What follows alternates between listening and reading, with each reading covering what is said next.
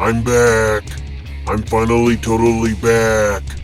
Finally totally back with part 6 of Battle of the Bands. Actually, it's more like Kyle's back.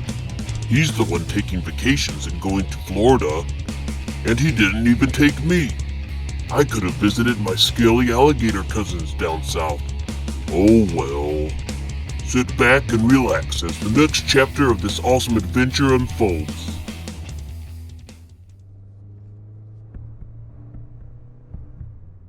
Holy crap! Lonnie yelled.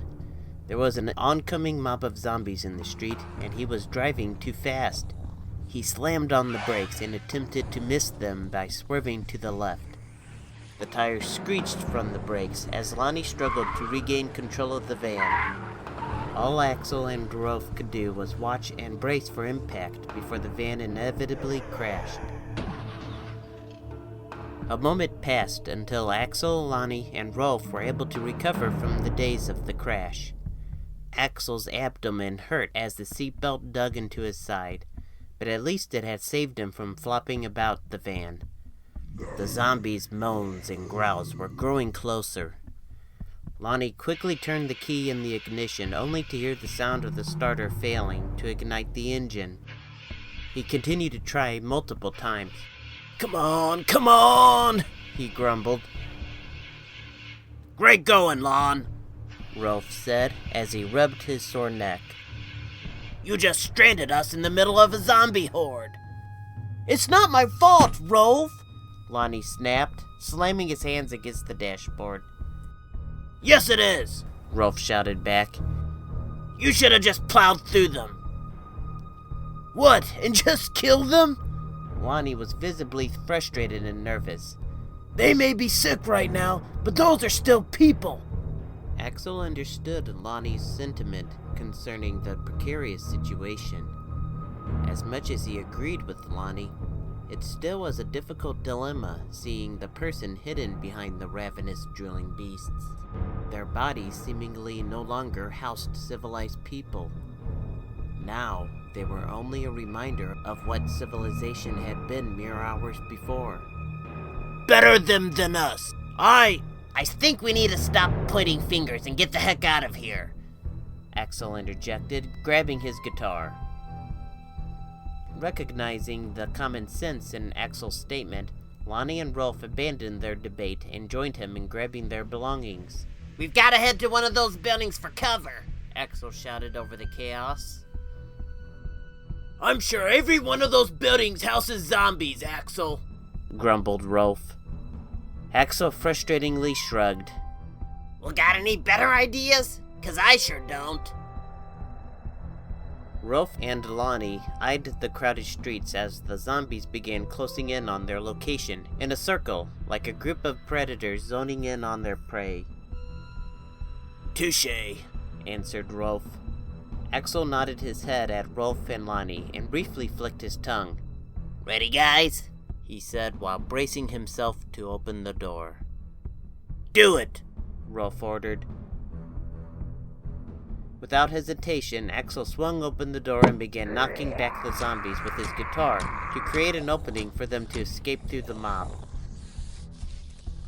He immediately slammed an approaching panther in the face with the butt of his guitar while feeling a bear clawing at his arm. Quickly he swung around and slammed the guitar over the bear's head, then kicked him in the chest, knocking him backward into two ferrets. Rolf and Lonnie joined in, smacking and punching their way through the crowd. When they cleared a path, the three of them ran like there was no tomorrow without looking back. The sounds of the ruckus were deafening, from the growling of the zombies and the screams of the victims in the distance. But Axel did not have time to give thought to the growing mob of zombies as they continued to close in on them, other than to stay one step ahead. Finding a building to take cover in proved to be extremely difficult, as the streets continued to remain crowded. Zombies from both sides dashed in and out of buildings, breaking through glass windows. Some of them appeared to be climbing the side of the walls, displaying uncommon mobility among most species. Seeing nothing but ravenous zombies down the street, Axel darted through the only remaining opening into a dark back alley, with Lonnie and Rolf behind him. The zombies' moaning echoed down the alleyway, and he knew they would be trapped if the alley lacked any further accessibility. Axel tried to open one of the doors on the side of a building. To his frustration, the doorknob turned, but the door appeared to be wedged shut. His only hope of survival was on the other side of that door, so he pushed and heaved with all of his might. "Out of the way!" Rolf shouted in a gruff voice. He slammed into the door and opened it an inch. It appeared that something was on the other side, blocking the door from opening. The three of them pushed against the door until it finally gave in, and they were able to open it enough for them to squeeze through. Once inside, they wasted no time in securing the door. After having wedged a filing cabinet and desk against the door, they found themselves to be in an office building of some kind. Axel, Rolf, and Lonnie slumped over the desks and cabinets wedged against the door, panting heavily while trying to catch their breath. Unable to form words through their panting, Axel managed to send a grin of relief to Lonnie, acknowledging their narrow escape. Nevertheless, Axel's celebration was cut short as the end of a handgun pressed against his head. With his left eye, Axel was able to see who his captors were. "All of you, hands up or I'll put a bullet through your friend's head!" The female pressed the gun against his head and scowled. She was a feline dressed in jeans and a white-collared shirt and a navy blue jacket. A tall, elderly, bearded goat who was well dressed in a suit and tie accompanied her, clutching a black briefcase. This threat only made Axel more uneasy due to his lack of confidence in Rolf to not be reckless at the expense of his life. With his head facing Lonnie and the gun still pressing against his left temple, Axel was relieved to catch a glimpse of Rolf slowly raising his hands as well. The woman took a few steps back, keeping her gun aimed in Axel's direction. "And what do you intend to do with them now?" scoffed the well-dressed goat, finally breaking his silence. Axel slowly turned around to where he had a better view of his captors. The elderly white feline wore glasses and her ears were down, revealing she was on her guard. "We'll just have to find some place to lock them up," the feline said. "The last thing we need is a few more looting gang members to worry about." "Now wait a second, we're not gang members," Axel shouted as he finally began to understand their predicament. "Oh, is that so?" the feline scoffed. "And I suppose you just have an affinity for spikes and leather." "Maybe I do. We are a heavy metal band after all." "They do have guitars, Lillian," said the goat. "Perhaps they are musicians." "It's true," Lonnie said as he and Rolf nodded their heads.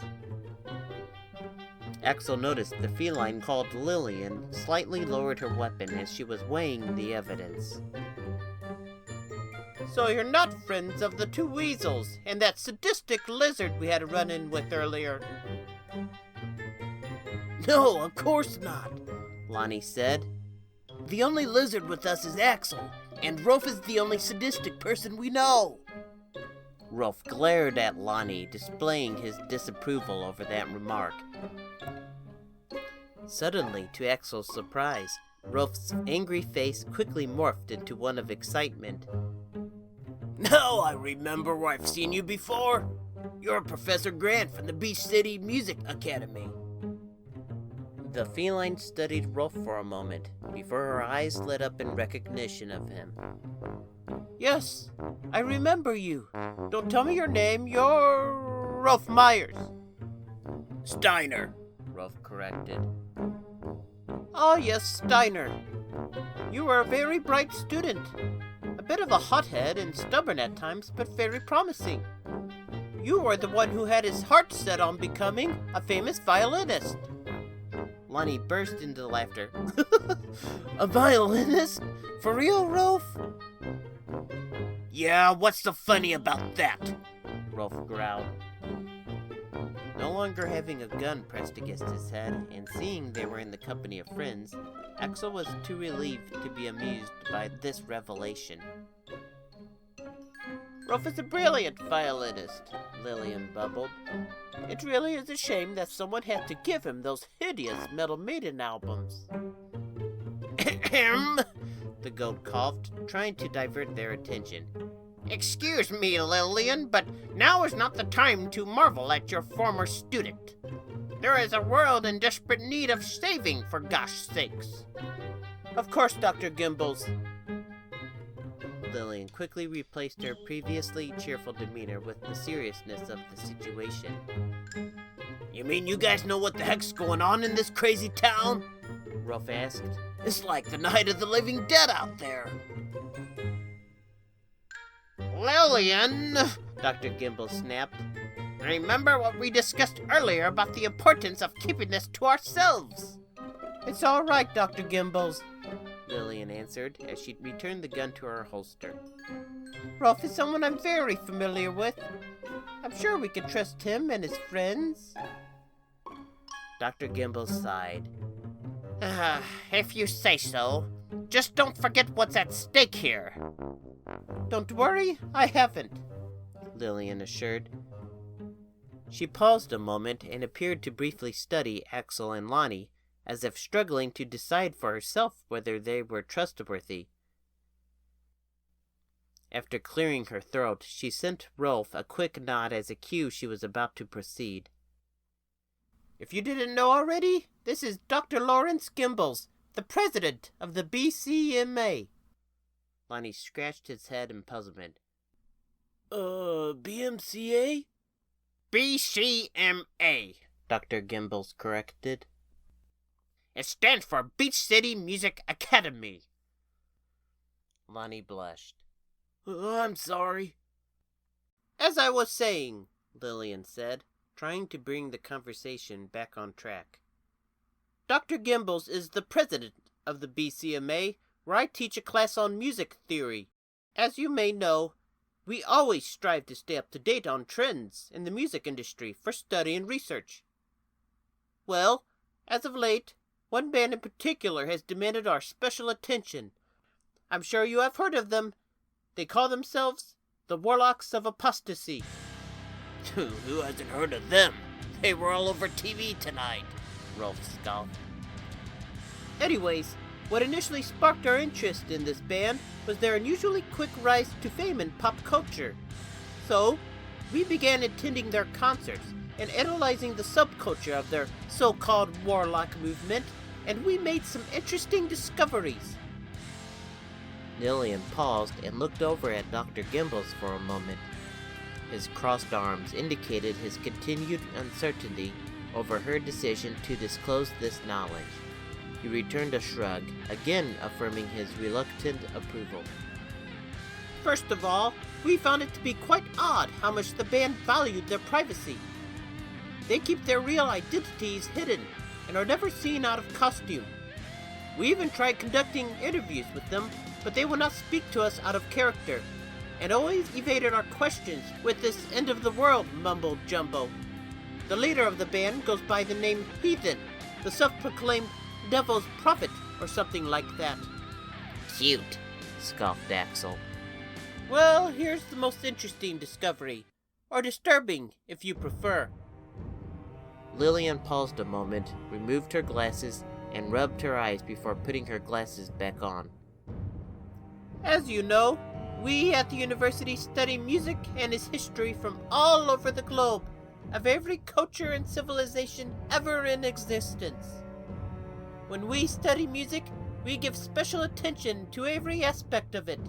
The tempo, the beat, the lyrics, the pitch, the tone. We quite literally study it backwards and forwards. And to prove my point, we made quite the discovery when playing one of the Warlock songs backwards. We learned that the same rhythms and patterns used in their songs follow that of an ancient tribal music from the ancient Buga Empire. Rolf snickered, and Lonnie stared wide-eyed like a child listening to a campfire ghost story. Axel kept a straight face, unsure of what to make of what he was hearing. You were saying? Recognizing she had retained the interest of Axel and Lonnie, Lillian continued. Archaeologists have discovered that the Buga Empire had the reputation in the ancient world as being a force of evil. I'll bet, Rolf interrupted. Rolf! Axel scolded. Lillian gave Rolf a frown of disapproval for his sarcastic remark. As I was saying, the Buga Empire rapidly grew in power from what they believed to be the power of music, given to them by their stone god they worshipped, known as Lord Boogie of the Underworld. This just keeps getting better, Rolf smirked. Lillian sighed. According to a legend recorded on an ancient relic, the Buga Empire had the power to control the minds of people with sound, bringing total destruction to opposing civilizations by turning them into bloodthirsty monsters with the notes of a song.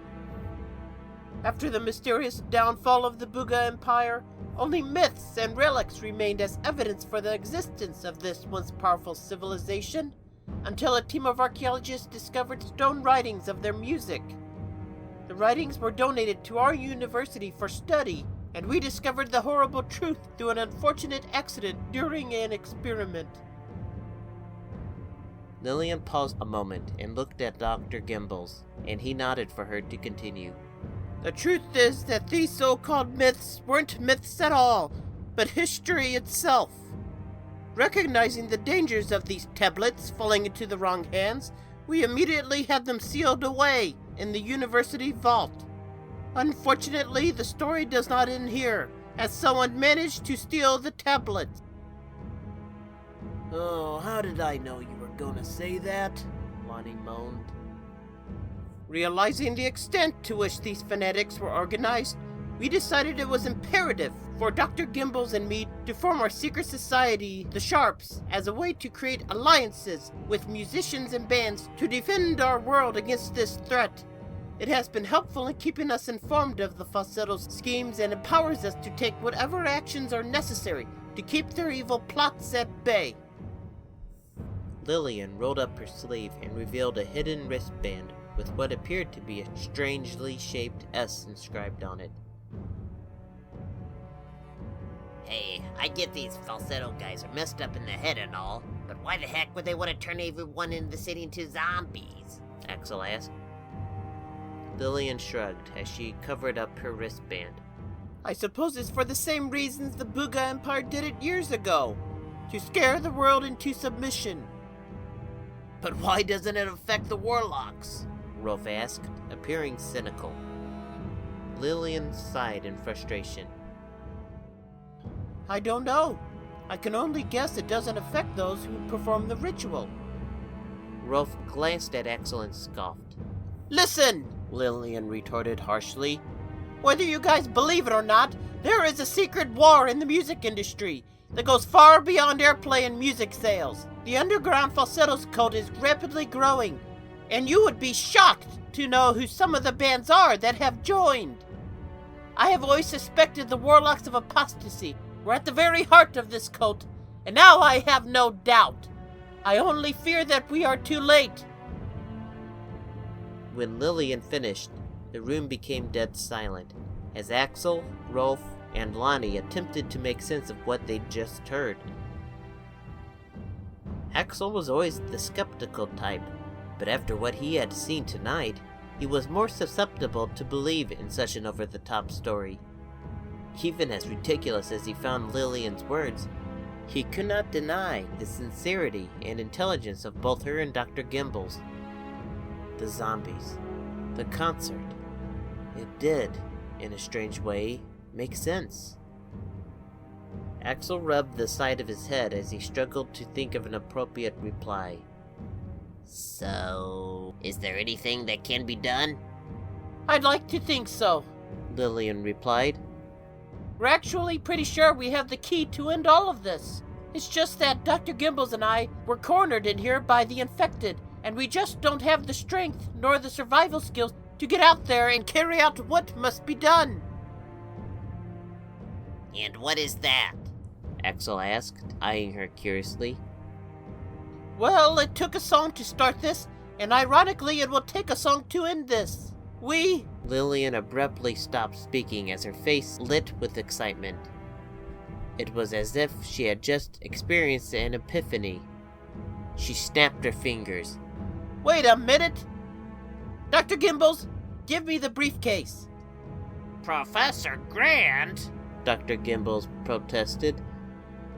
Dr. Gimbals, sir, you and I both know it's the only chance we have. Now please, give me the briefcase. Axel, Rolf, and Lonnie glanced at one another in confusion. Dr. Gimbals sighed and reluctantly handed the briefcase to Lillian. She immediately opened it, revealing the contents to be sheets of music. You're musicians? Have a look at this. Lillian handed the sheet music to Axel. All the while trying to appear cynical and uninterested, Rolf could not help himself from peeking over Axel's shoulder. While analyzing the sheet music, Axel quickly took notice of the many peculiarities found in the chaotic note arrangement. It also lacked a title, but Axel assumed this was to protect the sheet music from falling into the wrong hands.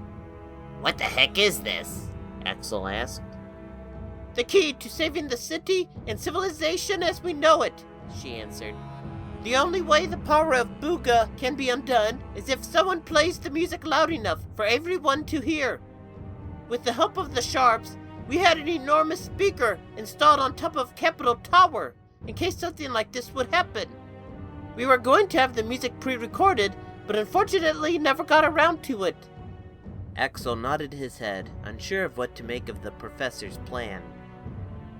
Rolf snatched the sheet music out of Axel's hands. After analyzing it for a moment, he burst into laughter. Is this some kind of joke? Certainly not, Lillian retorted. Rolf held the music out in front of him. You can't really expect me to believe that playing Stairs to the Heavens by Red Blimp backwards will really end all this. Like I said earlier, Rolf, there is a war happening in the industry. Lines have been drawn and sides taken. Many of these bands, like the Warlocks, are not who they would lead you to believe. And just as they have allies on their side, we do as well. Axel snatched the sheet music from Rolf's hands and took a closer look at it. It indeed appeared to be Stairs to the Heavens, written backward. Giving a shrug, he attempted to hand the sheet music back to Lillian. Well, good luck with that. You better wish yourselves luck, because the fate of the world lies on you three now. Axel chuckled nervously. Us? Yes, you, Lillian said sharply. Professor Gimbals and I aren't exactly in the best shape, with his arthritis and all. You three are young and strong. The plan will have a much better chance of succeeding if you are the ones to carry it out. Listen, Professor, with all due respect, this isn't some school assignment you can just throw on us like we're students or something, Rolf said. Don't think you can just run away from this, Lillian snapped. If you don't help us put a stop to this attack here and now, it's only going to spread. Then call the police, Axel said. He's right, Lonnie said in agreement. We're musicians, for gosh sakes. Saving the world ain't our line of work. Whether you consider it your line of work or not, it will only be a matter of time before you have to choose sides as well, Lillian answered. She refused to take the music from Axel, so he let it drop to the floor. Dr. Gimbals let out a sigh of impatience. We're wasting valuable time on these delinquents, Professor. Axel motioned to Rolf and Lonnie as they both turned their tails and began to walk away. Our opinion is extremely valued in the music industry, you know, Lillian said, smiling mischievously at Axel. If you walk out on us, I will make sure the media and everyone knows just how big of cowards the Nightriders really are. The three of them stopped in their tracks. Axel burst into laughter. Do you really think you can blackmail us that way? Lillian nodded her head and smirked. You better believe it. And who knows? I may even go so far as to bring some talented musicians together and record a song about the Nightriders being nothing more than a bunch of sissy bubblegum pop fans. You're kidding, right? Axel said with a smile, trying to call her bluff. Nope. Your tough guy image will be so tarnished that all the spikes and leather in the world won't be able to repair it. She's not kidding, Rolf grumbled. Believe me, I know her all too well. Come on, guys! You have two choices. You could save the city and be heroes, or be remembered as the cowards who ran away. It's your choice. Axel rubbed the top crest on his head as he weighed his options. He recognized that the professor had backed them into a corner and put his legacy as well as the reputation of the band on the line. Nevertheless, at this point his reputation alone was not his main concern. The moral conscience he had possessed since childhood awakened at the words of the professor. Since he was a boy, Axel was never one to run from a fight. Of course, this often led to less than desirable circumstances, such as getting the snot beat out of him. But heck, why break this habit now? He certainly didn't cower whenever the local bully known as Bullfrog Bill would steal his bug money when they were children. It didn't matter that this overgrown bullfrog was twice his size. Axel always approached him with his head held high. Yes, there were many fights throughout his life that he'd come home with more than his fair share of black eyes and bruises, but he never backed down. Axel hated bullies, and these warlock guys certainly fit the bill. Axel slapped his side and picked up the sheet music. Lillian's face lit up with a smile, and she leaned in to give him a hug. Thank you. Somehow I knew you'd come around. Axel chuckled. Hey, why not? After all, saving the world is pretty metal. Something tells me I'm going to regret this, Rolf said, stepping forward to show his support. Can we take a vote? Lonnie asked nervously. Axel patted him on the back. Come on, bro. We're all in this together. Do you gentlemen know the location of Capitol Tower? Dr. Gimbals asked. We can find our way there, Axel said. We know our way around Beach City pretty well. But we'll have to travel on foot because we currently lack a vehicle, Rolf said, eyeing Lonnie. It wasn't my fault, Lonnie shouted. It's all good, guys, Axel said reassuringly. We'll be better off on foot anyways. We can stealthily sneak our way there. Be on your way, then, Dr. Gimbals ordered. And don't do anything stupid. The lives of many weigh on the three of you. Hey, we're Nightriders, remember? Axel said, giving the metal horns with both hands and flicking his long tongue. I still think we should take a vote, moaned Lonnie. Good luck, Lillian called out. And beware of warlock followers. I wouldn't be surprised if they know about our plan and are lurking around the tower. They'll be sorry if they run into us, Axel said. He just hoped he was right.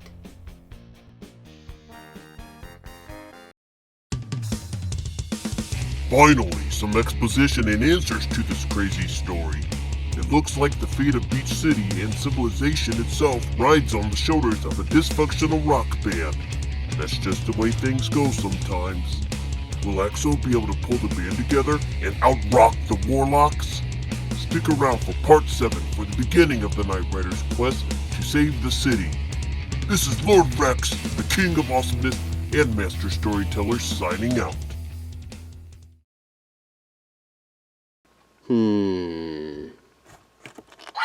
Oh.